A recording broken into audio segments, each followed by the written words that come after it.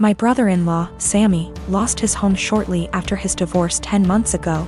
He moved in with us and brought his twin daughters, Olivia and Sloane 18, with him a couple of months ago. His sister, my wife, and I have one daughter, Zoe 16, and she and her cousins aren't close but get along fine. Olivia and Sloane have no respect for Zoe's privacy, none. They used to walk into her room and take everything they get their hands on. Makeup, phone accessories, clothes, school laptop, etc. Zoe complained a lot, and I've already asked the girls to respect Zoe's privacy and stop taking things. My wife and Sammy saw no issue with this. After all, they're girls and this typical teenage girl's behavior. I completely disagreed. Last straw was when Zoe bought a $60 M.A.C makeup kit that looks like a paint set that she saved up for over a month, and one of the girls, Sloane, took it without permission and ruined it by mixing shades together while using it. Don't know much about makeup, but that's what Zoe said when she found the kit on her bed, and was crying. I told my wife and she said she'd ask Sloane to apologize, but I got Zoe a lock after I found she was moving valuable belongings out the house because of this incident.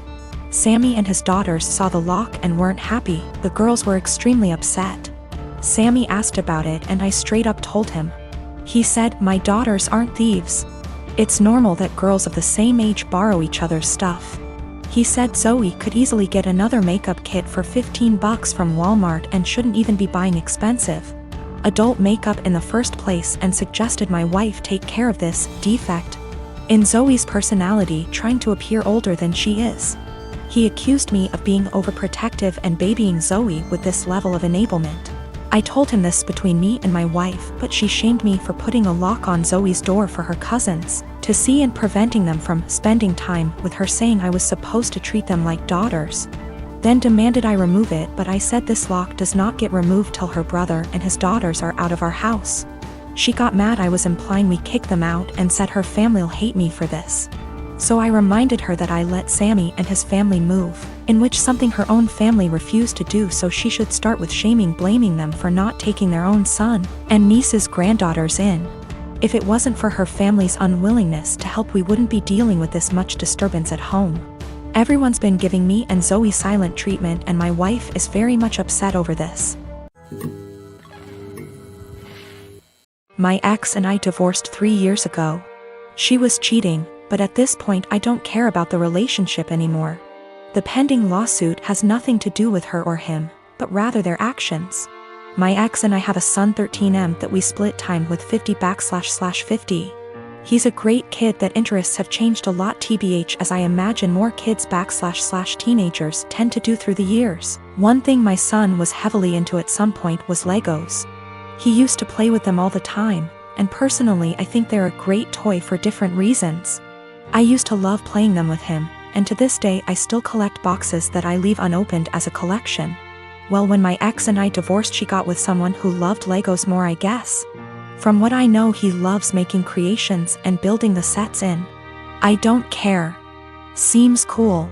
He does one thing I think is very, very weird. He uses crazy glue so the sets can't break or pieces can't be lost.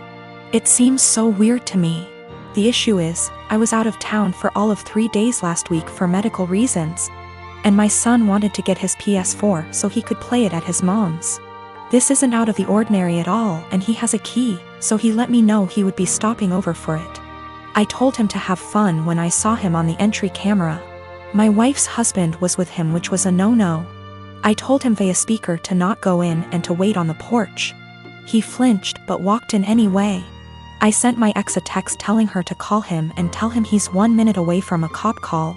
He left my home with a bag in hand, which I didn't think much of because my son had his games too. Well, my son texted me later that evening and said he didn't know it at the time, but he's pretty sure SD took some of my sets. These are all old sets and 2 are worth big money. When I got home I confirmed the missing sets and called my ex. She had no idea, but he admired he took them, but it was so son could have the sets to complete his collection. My son doesn't even like Legos anymore and told his mom he wouldn't steal from me. My wife asked how much it would cost to replace them, and unfortunately it's more than their savings. Actually, it would take their house down payment plus more. I told them if they didn't pay in 2 weeks I was suing and pressing charges. The price in the sets makes it a felony. My ex and her husband are saving for a house which would give my son more space when he's there. But those sets were going to help pay for his education someday or a home of his own. I filed the police report and have talked to a lawyer, and we're moving forward with the suit. Everyone is calling me a joke because they are just toys, but I don't get it. They are worth real money. I'm not rich, guys. I needed those to help with my son's future, but again, taking this money does deny my son things at his mom's house. I am a 22 years old female, have an older sister, 25 years old. My sister is very sensitive about everything. When we were young, if I made the smallest comment like, I prefer pink over blue, it would make her cry because she thought I was aiming at her by saying it. My parents would always ask me to apologize to her since she's sensitive and I'm emotionally stronger than her. My parents never controlled my sister's diet growing up, letting her have what she wants since they found it too difficult to control her. I was skinny as a stick when I was a kid. So even though my family has a long history of thyroid disease, my parents didn't think there was an issue with me. However, my sister has been overweight the majority of her life, so my parents thought she'd be the one with the thyroid issues. They took us to an endocrinologist when I was 10. I got a diagnosis for Hashimoto's thyroiditis while my sister didn't, and instead got told to exercise and watch her diet. I got hypothyroidism due to Hashimoto's, and have been on medication ever since. My sister and I moved back in with our parents due to what's happening these days.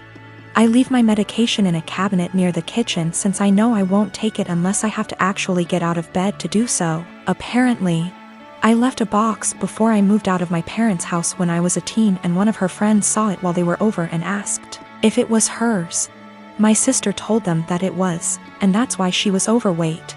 The box has Euthyrox written on it in big bold letters with a little picture of a thyroid gland next to it. So, yeah, pretty obvious it was meant for a thyroid condition. She's held up this farce for almost 4 years. I only figured it out when I saw her take a box of it out of my bag one day. I confront her on it, and she starts crying and telling me that she just didn't want anyone to mean to her because she's fat. She also says that it's not fair that the one with the normal weight gets the thyroid disease. I tell her to knock it off, and that she can't lie to get sympathy from people.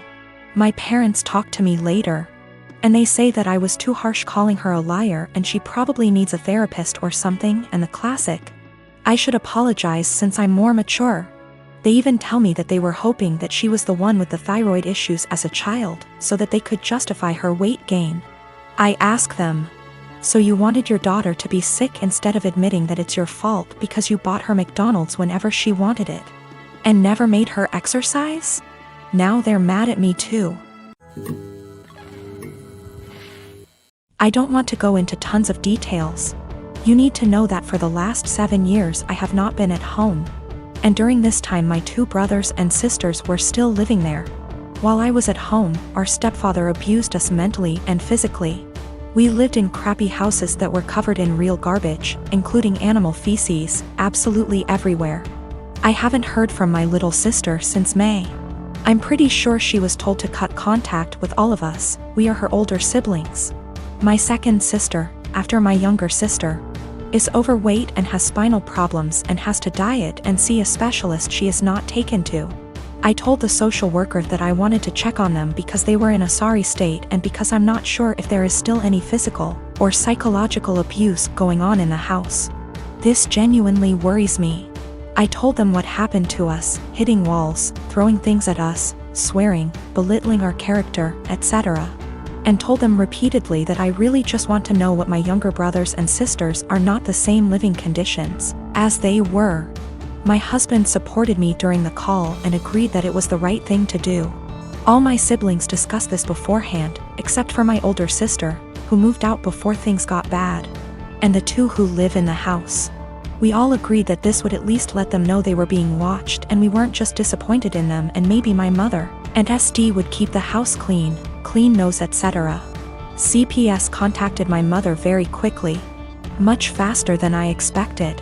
I mean within 3 hours. After that, my older sister, who lives far away and hasn't contacted me for months, calls and she gets mad at me because she knows I called. I didn't deny anything and just said, if they have nothing to hide, then they have nothing to worry about. It will all be over pretty quickly, to which she replied, what if it doesn't? If they are taken away? I said, I hope it doesn't come to that, and if it does, it's not on me. I didn't harm them. I didn't leave animal excrement around the house. I asked, would you let your children live the way we lived? She didn't answer. I asked again and she said, no. I'd keep a decent house, but it's not your job to tell someone else how to parent. I said, okay. So, if that's all, why did you call? I think we're done.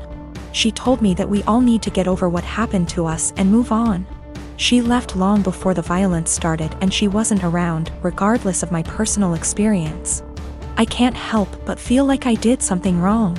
I have limited contact with my mother because of her husband, and she denies that any of us have ever been abused. My sister asked, why don't you just come in and see the conditions? I told her, I can't be around my stepfather. I refuse to expose myself to this negativity again. Even though my husband and siblings agree that it was the right thing to do, I still can't help feeling wrong because of it. Like it wasn't my place. But if it wasn't my place, then whose was it? I really would like a third-party opinion on what I did. Am I wrong in reporting my family? Honestly, should I have just kept my mouth shut? I don't mind if I don't have any contact with my mom or older sister. They don't even know that I'm almost 4 months pregnant because we don't talk very much. So the possibility that I'll never have a real relationship doesn't bother me. What worries me is that I don't know if I was right. I called my mother's CPS based on previous experiences of psychological and physical abuse by our stepfather. I have not heard anything from my younger brothers and sisters for a long time, because communication was interrupted. We lived in appalling conditions. There were animal feces, rubbish and mess everywhere. We were beaten, things were thrown at us, etc. I told the police that I was not sure if something was going on for sure because, again, no contact. But I wanted them to check on my siblings. Was I completely out of sorts?